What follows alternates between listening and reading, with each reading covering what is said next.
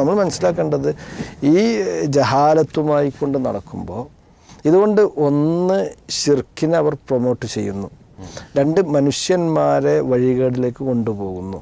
ഇതിൻ്റെ മുഴുവൻ പാപഭാരവും എന്താക്കേണ്ടതുണ്ട്, ഇതിൻ്റെ ആളുകൾ ഏറ്റെടുക്കേണ്ടി വരികയാണ്. തൽക്കാലം ദുനിയാവിലുള്ള കിട്ടാവുന്ന ഏതെങ്കിലും കുറച്ചൊരു വ്യൂവേഴ്സിനെ മാത്രം മുമ്പിൽ കണ്ടിട്ട് അല്ലെങ്കിൽ താൽക്കാലിക യൂട്യൂബ് വരുമാനം കണ്ടുകൊണ്ട് ഇത്തരത്തിലൊക്കെ ചെയ്യുമ്പോൾ യഥാർത്ഥത്തിൽ തൻ്റെ ഇഹലോകവും പരലോകവുമാണ് നശിപ്പിക്കുന്നത് എന്നുള്ള കാര്യമാണ് ഈ വിഷയത്തിൽ അടിസ്ഥാനപരമായി കൊണ്ട് മനസ്സിലാക്കേണ്ടത്. അപ്പോൾ അതുകൊണ്ട് തന്നെ നമ്മളിതിൽ എപ്പോഴും മനസ്സിലാക്കുക, ഖബർ കെട്ടിപ്പൊന്തിക്കുക എന്ന് പറഞ്ഞാൽ ഏർപ്പാട് തന്നെ ഇസ്ലാമിലില്ല. പിന്നെ രണ്ടാമത്തത് പ്രവാചകന്മാരുടേത് അങ്ങനെ ചെയ്യാന്ന് പറയേണ്ടത് അത് യഹൂദികളും നസാറാക്കളും ചെയ്ത പണിയാണെന്ന് എന്താക്കിയിട്ടുണ്ട് റസൂലുള്ളാഹി സ്വല്ലല്ലാഹു അലൈഹി വസല്ലം നമ്മളെ പഠിപ്പിച്ചു തന്നിട്ടുണ്ട്.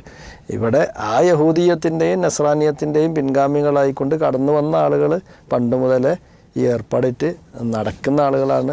അവർ ഇത് എന്ന് പണി തുടങ്ങിയിട്ടുണ്ടോ അന്ന് മുഹമ്മദ് നബി അതിനെതിരിൽ പണി തുടങ്ങിയിട്ടുണ്ട്.